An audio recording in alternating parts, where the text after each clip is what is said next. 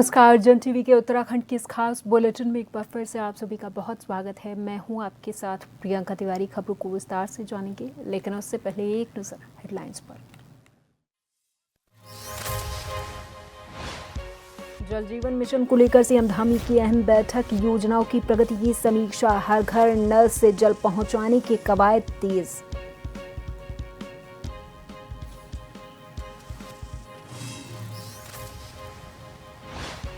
राहुल खड़गे के बाद प्रियंका गांधी का उत्तराखंड दौरा प्रस्तावित, कुमाऊं गढ़वाल और पिथौरागढ़ में रैली की संभावना, कार्यक्रम को सफल बनाने में जुटे कार्यकर्ता।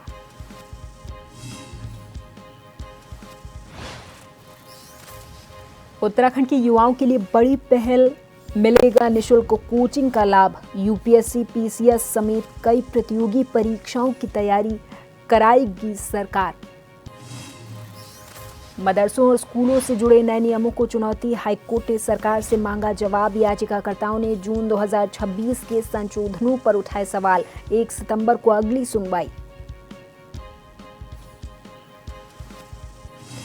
और उत्तराखंड के सभी जिलों में बारिश की संभावना, 79 सड़कें बंद, चक्राता में लैंडस्लाइड, 1 हफ्ते तक मौसम खराब रहने के आसार।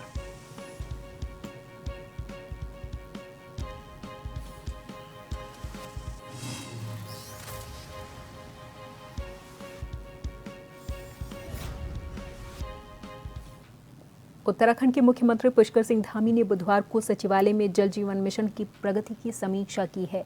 उन्होंने पेयजल योजनाओं को निर्धारित समय सीमा में पूरा करने और हर पात्र ग्रामीण परिवार को नल से जल उपलब्ध कराने को कहा है।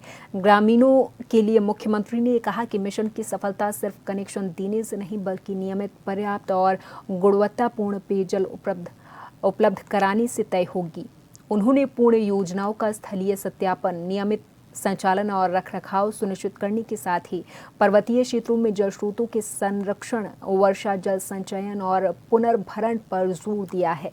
इस बैठक में उन्होंने बताया कि जल जीवन मिशन की 16,555 योजनाओं में से 15,540 पूरी हो चुकी और राज्य की औसत प्रगति 92.46% है।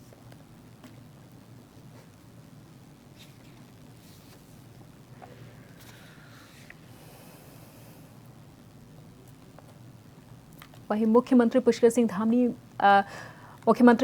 धामी ने प्रदेश में विकास और आपदा प्रबंधन से जुड़े विभिन्न कार्यों के लिए कुल 74 करोड़ रुपए की वित्तीय स्वीकृति दी है। इसमें बागेश्वर के बेड़ा मझड़ा में हेलीपैड निर्माण के लिए 8 करोड़ 91 लाख, गंगोत्री धाम में सीवर लाइन और शौचालयों के लिए 4 करोड़ 99 लाख शामिल हैं।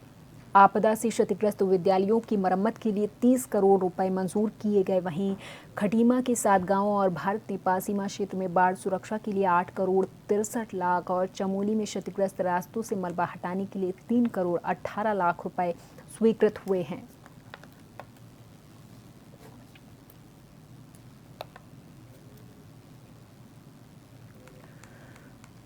उत्तराखंड में 2027 विधानसभा चुनाव से पहले सियासी सरगर्मी तेज हो गई है। राष्ट्रीय नेताओं का प्रदेश दौरा जारी है। इसी क्रम में 8 अगस्त को कांग्रेस के अध्यक्ष मल्लिकार्जुन खड़गे ने हल्द्वानी के रामलीला मैदान में जनसभा को संबोधित किया, लेकिन इस सभा के बाद अब एक नया विवाद खड़ा हो गया है।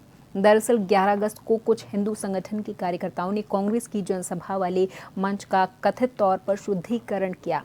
उनका ये आरोप था कि जिस मंच से खड़गे ने सनातन विरोधी भाषण दिया, उसे शुद्ध किया जाना जरूरी था। वीडियो सामने आते ही कांग्रेस और भारतीय जनता पार्टी के बीच तीखी बहस शुरू हो गई है। मुझे कल किसी सज्जन ने ये जानकारी दी और तब मैंने पता किया तो तब पता चला कि ये लोग भाजपा से जुड़े हुए लोग हैं और उन्होंने उस मंच का शुद्धिकरण किया। असल में ये सब बातें मानवता को शर्मसार करती हैं। हमारे राष्ट्रीय अध्यक्ष जी का मनोबल, उनका आत्मबल, उनकी इज्जत इन सब बातों से ऊपर है, लेकिन ये भारतीय जनता पार्टी की सोच दिखाती है कि वो समाज के एक वर्ग के प्रति कितनी कुत्सित भावना रखते हैं। देखिए, बात जगह की शुद्धिकरण का नहीं है।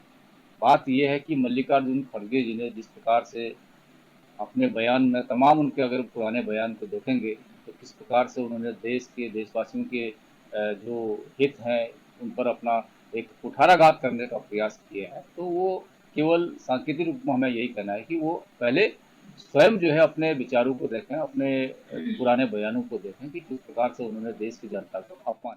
उत्तराखंड में तिरंगा यात्रा और विभिन्न कार्यक्रमों के बीच राजधानी के मुद्दे को लेकर सियासत तेज हो गई है। कांग्रेस की प्रदेश प्रवक्ता प्रतिमा सिंह ने सरकार और भाजपा प्रदेशाध्यक्ष महेंद्र भट्ट पर निशाना साधा और दो राजधानियों को लेकर सवाल खड़े किए हैं। प्रतिमा ने कहा कि सरकार जनता को दो राजधानियों के नाम पर गुमराह कर रही। कभी शीतकालीन राजधानी की बात होती है तो कभी ग्रीष्मकालीन राजधानी की। उन्होंने सवाल उठाया कि जब प्रदेश की जनता पहले से ही कर्ज के बोझ तले दबी हुई है तो दो राजधानियों का अतिरिक्त बोझ क्यों डाला जा रहा।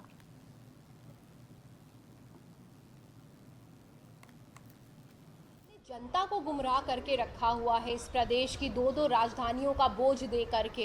यही वजह है कि आपको खुद भी आप गुमराह हो गए। आप इतना आपका मतलब दिमाग में कभी शीतकालीन, कभी ग्रीष्मकालीन, कभी गैरसैंण, कभी देहरादून घूम रहा है कि आपको हर जो है इतनी सारी राजधानियां जो है प्रदेश में नज़र आ रही हैं। तो मैं यही कहना चाहूँगी महेंद्र भट्ट जी से कि आप ऐसी पार्टी के मुखिया हैं जिस पार्टी की सत्ता है, तो आप पूरे प्रदेश की जनता पर इतना दो राजधानियों का बोझ क्यों डाल रहे हैं। जिस प्रदेश की जनता का खुद का रोया कर्ज में डूबा हुआ है वो दो राजधानियों का बोझ क्यों वहन करे। और जब आंदोलन चल रहा था, आंदोलन की ये मांग थी कि जो गैरसैंण है वही होगी राजधानी।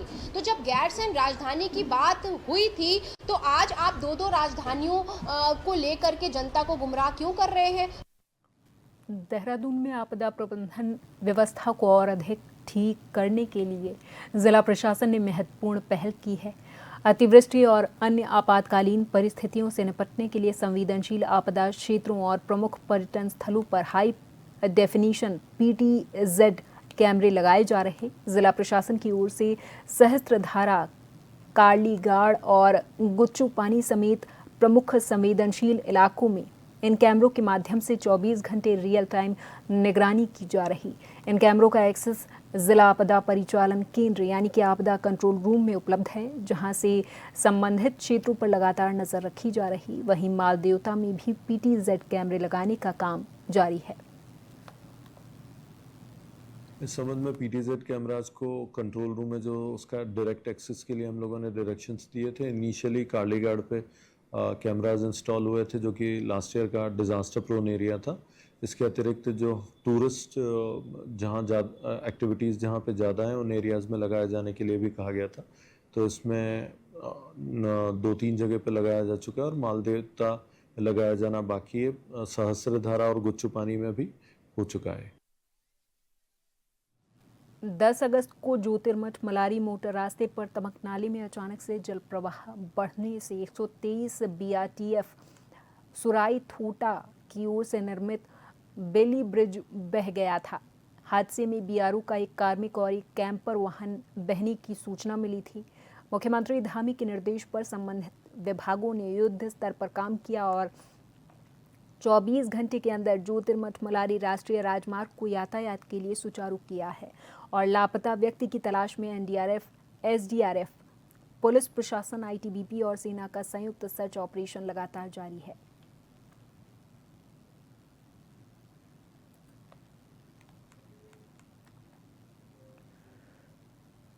चमोली की नीति घाटी में बादल फटने के बाद आए सैलाब से तमकनाली पर बना बेली ब्रिज बह जाने के बाद प्रभावित गांव का संपर्क टूट गया था। अब मुख्यमंत्री धामी ने इस पर बताया कि प्रशासन और विभिन्न राहत बचाव एजेंसियों की तत्परता से महज 24 घंटे के अंदर वैकल्पिक रास्ते तैयार करके आवागमन बहाल किया गया है।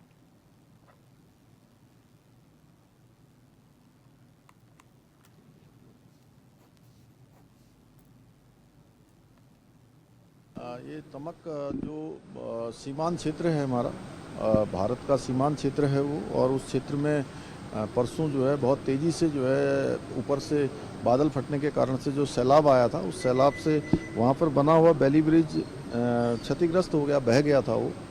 तो वहाँ पर कई सारे गांव उस पुल के कारण से आवागमन उसमें बना रहता था, संपर्क बना रहता था।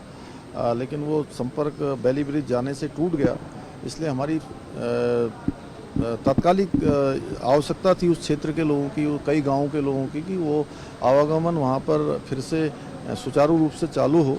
तो युद्ध स्तर पर काम किया गया और जिला प्रशासन ने, एनडीआरएफ ने, एसडीआरएफ ने, पुलिस विभाग के लोगों ने और सभी ने मिलकर उसका जो है 24 घंटे में ही जो है आवागमन बना दिया। वहाँ पर ह्यूम पाइपों से वैकल्पिक मार्ग बन गया है, संपर्क मार्ग स्थापित हो गया है।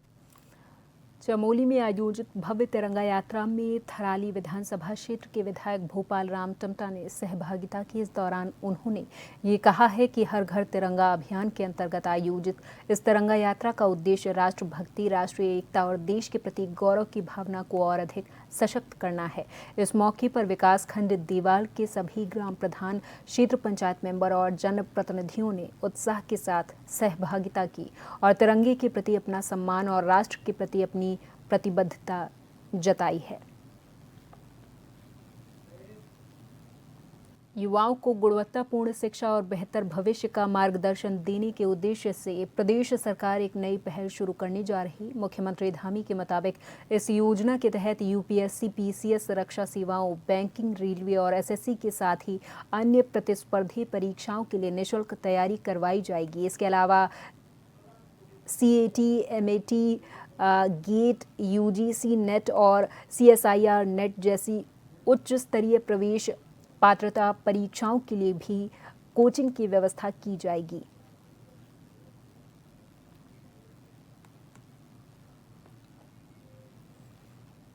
उत्तराखंड कांग्रेस ने मतदाता सूची के विशेष गहन पुनरीक्षण यानी कि एसआईआर की प्रक्रिया पर सवाल उठाए हैं। प्रदेश कांग्रेस के अध्यक्ष गणेश गोदियाल ने आरोप लगाया है कि बीजेपी के लोग फॉर्म 7 के जरिए एक ही व्यक्ति के नाम पर कई सौ आपत्तियां लगा रहे। उन्होंने कहा कि नोटिसों में नाम की छोटी मोटी त्रुटियों को ठीक किया जा सकता है, लेकिन फॉर्म 7 का दुरुपयोग करके नाम कटवाना गलत है। कांग्रेस ने मांग की कि आपत्ति लगाने वाले की सही पहचान हो और उसी बूथ का वोटर होना चाहिए। असली दिक्कत फॉर्म 7 से लेकर है। फॉर्म 7 में ये व्यवस्था है, ऐसी होना नहीं चाहिए। फॉर्म 7 में ये व्यवस्था है कि कोई भी व्यक्ति किसी नाम पर आपत्ति दर्ज कर सकता है और ये होना नहीं चाहिए। होना ये चाहिए कि जो व्यक्ति आपत्ति दर्ज करे कम से कम वो उस बूथ का हो, उसकी पहचान हो कि वो कौन है और उसने जो आपत्ति दर्ज की है उन आपत्तियों में कितनी सच्चाई है। ये जांच होने के बाद तब जाके किसी का, अब यहाँ तो बीजेपी के राज में एक एक आदमी 100-100, 150-150 लोगों के नाम दे रहा है कि इसको खारिज किया जाए, उसको खारिज किया जाए। तो ये प्रोसीजर गलत है। सल्ट विकास खंड में मुख्यमंत्री प्रोत्साहन कार्यक्रम योजना 2026 के अंतर्गत ब्लॉक स्तरीय खेल प्रतियोगिता का शुभारंभ राजकीय इंटर कॉलेज देवालय में हुआ है। प्रतियोगिता का उद्घाटन विद्यालय के प्रधानाचार्य विजेंद्र यादव ने किया। इस प्रतियोगिता का संचालन ब्लॉक क्रीड़ा समन्वयक सुरेश चंद्र पाठक के निर्देशन में किया जा रहा है। विकास खंड के विभिन्न विद्यालयों से पहुंचे स्टूडेंट्स ने प्रतियोगिता में उत्साह के साथ हिस्सा लिया और विभिन्न खेल विधाओं में अपनी प्रतिभा का प्रदर्शन किया है। इंटर कॉलेज के देखिए, ये इंटर कॉलेज की प्रतियोगिता नहीं थी, जनरली हमारी विद्यालय शिक्षा से संबंधित नहीं थी। ये ओपन प्रतियोगिता थी जिसमें विद्यालय स्तर से बच्चे भी प्रतिभाग किया, बच्चों ने प्रतिभाग किया है। जो डिग्री कॉलेज के बच्चे थे उन्होंने भी प्रतिभाग किया और कुछ ओपन बच्चे थे उनके द्वारा भी प्रतिभाग किया गया है और बच्चों ने काफ़ी उत्साह के साथ प्रतियोगिता में प्रतिभाग किया है, क्योंकि प्रतियोगिता के साथ साथ ये छात्रवृत्ति योजना भी है गवर्नमेंट की तरफ से। काफ़ी अच्छी प्रतियोगिता, एक अच्छा इनिशिएटिव है गवर्नमेंट की तरफ से, जिसमें 2000 रुपये की छात्रवृत्ति प्रदान की जाएगी बच्चे को जिला स्तर से और 10,000 रुपये किट के लिए दिए जाएंगे। हल्द्वानी के मुखानी क्षेत्र में बुजुर्ग से सोने की अंगूठी छीनकर फरार होने के मामले का पुलिस ने खुलासा किया है। पुलिस के मुताबिक 10 अगस्त को एक बुजुर्ग के हाथ से सोने की अंगूठी लेकर एक व्यक्ति फरार हो गया था। इस घटना के बाद पुलिस ने तत्परता दिखाई और फुटेज खंगाले हैं और आरोपी की पहचान के लिए टीम गठित की। फुटेज में आरोपी बिना नंबर प्लेट की स्कूटी पर दिखाई दिया। पुलिस ने तलाश तेज की और सूचना के आधार पर आरोपी को गिरफ्तार किया है। आरोपी की पहचान विनोद कुमार शर्मा के रूप में हुई है। पुलिस ने आरोपी के पास से छीनी गई सोने की अंगूठी बरामद कर ली है। पुलिस आरोपी के आपराधिक इतिहास और उसके अन्य साथियों के बारे में जानकारी जुटा रही है।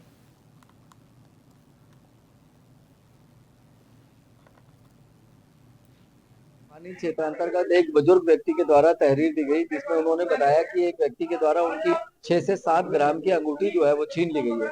तो क्योंकि ये सीनियर सिटीजन के विरुद्ध अपराध था, तो इसमें तत्काल सुसंगत धाराओं में अभियोग पंजीकृत किया गया और इसमें टीमों का गठन करके विदिन 24 आवर्स इस घटना का अनावरण किया गया। और इसमें एक शातिर अभियुक्त जिसपे वर्ष 2016 से अब तक 6 अभियोग पंजीकृत हैं, जिसमें लूट, धोखाधड़ी और छिनैती जैसी गंभीर धाराएं शामिल हैं, उसको गिरफ्तार किया गया तथा उससे पूरे माल की बरामदगी की गई। दूसरा ऑपरेशन प्रहार के तहत, जो कि मुख्यालय और रेंज स्तर से चलाया जा रहा है, उसमें एक बड़ी सफलता नैनीताल पुलिस को मिली है, जिसमें हल्द्वानी पुलिस और एसओजी की संयुक्त टीम ने 100 ग्राम से भी ज्यादा स्मैक जो है एक अभियुक्त से बरामद की है।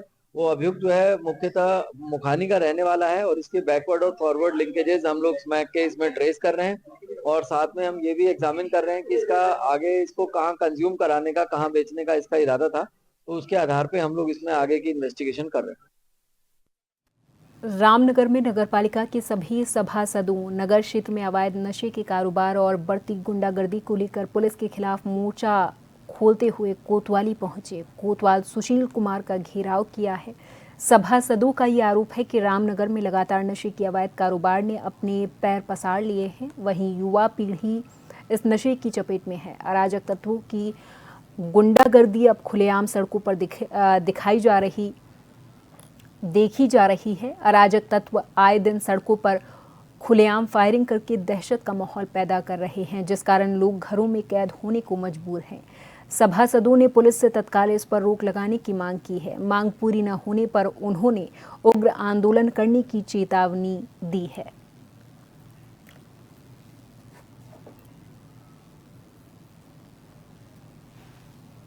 हम शहर के सभी सभासद 20 के 20 वार्डों के सभासद आज यहाँ नगर पालिका में एकत्र हुए और यहाँ रामनगर कोतवाली में पहुँचे हैं। हम पिछले विगत कई महीनों से देख रहे हैं रामनगर में नशे का कारोबार और गुंडागर्दी दिन प्रतिदिन बढ़ते जा रही है। आप देखेंगे कि जहाँ तहाँ छोटे छोटे एरियो में, जो जैसे हमारे यहाँ चोरपानी का एरिया है, नीचे निगम का एरिया है, ऊँट पड़ाव का एरिया है, ईदगाह का एरिया है, पंपापुरी, भरतपुरी, जितने भी हमारे एरिया हैं, सब जगह छोटे छोटे खोखों के में नशे की दुकानें बन गई हैं, छोटे छोटे नशे बिक रहे हैं। और उन नशों के निस्तारण के लिए कई बार हम डीएम के दरबार में, एसडीएम के दरबार में अपील लगा चुके हैं। सारे सभासद एक एक करके कह चुके हैं, लेकिन उस पर कोई कार्रवाई होने को तैयार नहीं है। केवल यहाँ से कोतवाली से उनको सपोर्ट मिल रहा है। जब भी हमारे द्वारा, हमारे मेंबरों द्वारा इनको सूचना दी जाती है कि जुआ हो रहा है, नशे का कारोबार हो रहा है, यहाँ कोई गुंडागर्दी करने बदमाश आ रहे हैं, तो वहाँ पुलिस के पहुँचने से पहले उन लोगों तक सूचना पहुँच जाती है और वो वहाँ से अपना जुआ, अपने नशे का जो भी कारोबार है, वो वहाँ से लेके उड़ जाते हैं। और चलते चलते एक बार फिर नजर हेडलाइंस पर। जल जीवन मिशन को लेकर सीएम धामी की अहम बैठक। योजनाओं की प्रगति की समीक्षा। हर घर नल से जल पहुंचाने की कवायद तेज।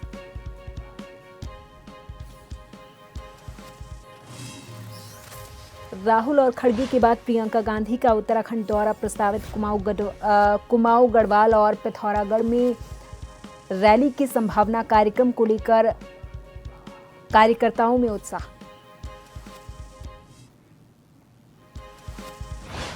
उत्तराखंड के युवाओं के लिए बड़ी पहल। मिलेगा निशुल्क कोचिंग का लाभ। यूपीएससी, पीसीएस समेत कई प्रतियोगी परीक्षाओं की तैयारी कराएगी सरकार।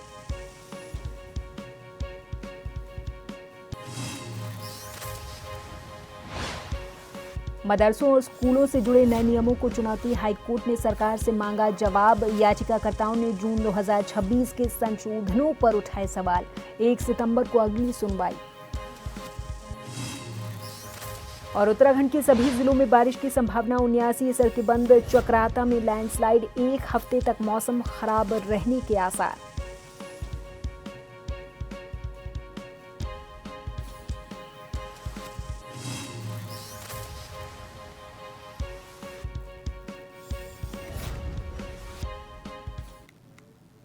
और इसी के साथ इस बुलेटिन में फिलहाल के लिए मेरे साथ बस इतना ही। आप देखते रहें जन टीवी। नमस्कार।